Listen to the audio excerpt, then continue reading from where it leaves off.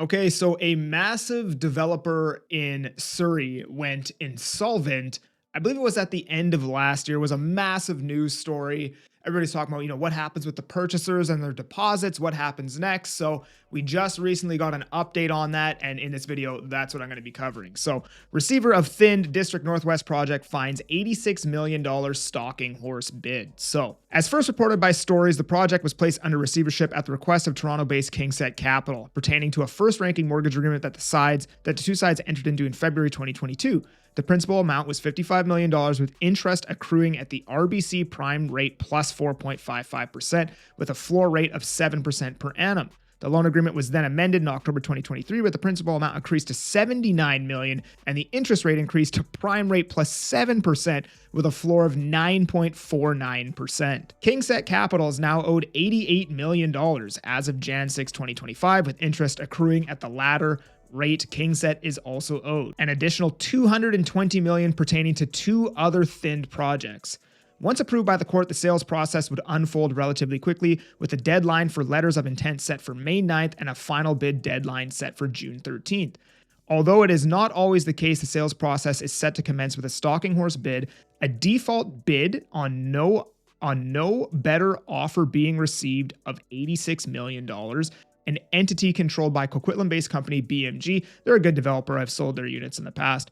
The receiver entered into a sale agreement with BMG on March 12th, and the $3 million deposit has already been paid. The transaction would be carried out via a reverse vesting order share sale, so they're going to buy the corporation that was set up for that project, avoiding the property transfer tax. Yeah, because I guess it's not actually changing title. They're just buying the company that owns it, right? And is set to close 10 business days after court approval with an outside closing date of September 10. With a stalking horse bid in place, any bidder looking to buy the property would have to beat the offer by a minimum of $500,000 and also cover the $1 million break fee, meaning bids have to exceed $87.5 million. So how I'm understanding this is, I guess it's a foreclosure, right? So when you buy a foreclosure, they have to publicly disclose the accepted offer they have in place. And then there's a court date set where other bidders can show up to try to outbid that bid. And if they were to outbid this bid of $86 million, they would have to bid at least $87.5 million on that court date, is how I'm understanding this. Critical to the insolvency and sales process are the pre-sale purchase agreements for the 873 units that have already been sold. The District Northwest project was being marketed by Rennie. Sales launched in December 2021, and approximately $78 million in deposits have been collected. According to the receiver, all those pre-sale contracts have an outside closing date of December 31, 2027. So as of December 31, 2027, if this project is not built, finished, completed, deposits get returned, contract is void. There is often uncertainty around what will happen to the pre-sale contracts when a project becomes insolvent because there is so much more certainty.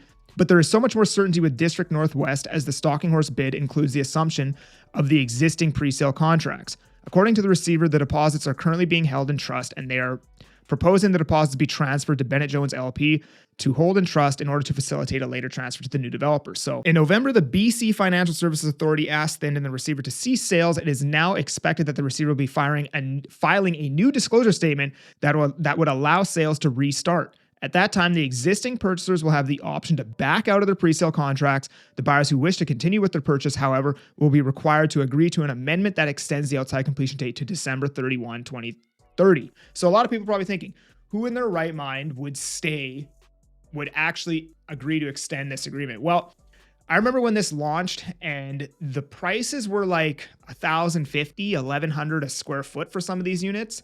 And although prices have dropped considerably in Surrey Central, if you wanted to buy a pre-sale concrete unit with a 2029 completion, possibly 2030 completion, you're probably not going to get a better price than this. Like most of the stuff out there right now is like $1,150, $1,200 a square foot, $1,175 a square foot. So although prices have dropped, if you want pre-sale concrete with a faraway completion, it's going to be hard to get a better deal than what these buyers currently have right now. But this creates some uncertainty for the new developer. The stalking horse bid by BMG is also contingent on achieving a certain level of pre-sales. By June 6, 2025, ahead of the sale of the project being approved, there either has to be enough units under contract that the aggregate sales price is at least $420 million, or the amount of deposits collected has to total at least $63 million. So right now they have $78 million in deposits. But if enough people decide to not extend the outside date, if they exercise their right to rescind on the purchase, get their deposit back, and do something else, well, the amount of deposits could drop below 63 million. In other words, the fate of District Northwest project will be in the hands of the pre-sale purchasers. If too many purchasers back out, the stalking horse bid may potentially fall through. All of the above is up for court approval on Wednesday, April 2nd. On that day, the court is also set to approve the sales process.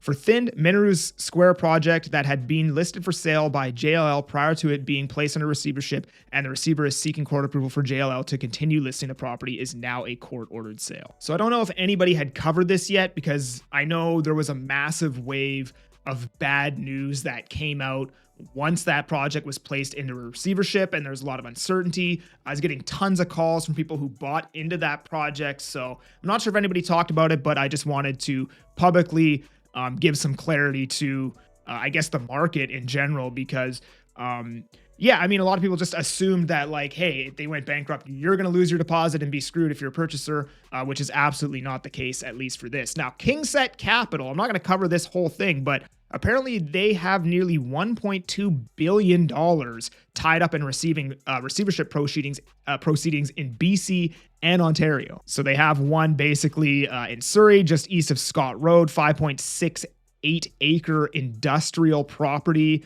Agreement with principal amount of $14 million. They have 15 West Cordova, which they owe about, they have a loan amount about $4.1 million on. They're owed $203 million from Van Dyke Group. They're owed hundreds of millions of dollars from Moldenhauer, another $47 million from Pace Developments, $41 million from these guys. Just a mess. So yeah, once again, this is not legal advice. I try to steer away from personal opinions on this topic, whether you should back out or stay into it. I'm trying to just stay objective on this, because obviously this is a legal matter. But if you did enjoy this video, make sure you like and subscribe. Otherwise, if you just want to chat with me about buying or selling in the Fraser Valley, or you have questions, there's a link down in the description. You can book a time to chat with me. I'm that Agent Kelly. I'm making moves to move you. Peace.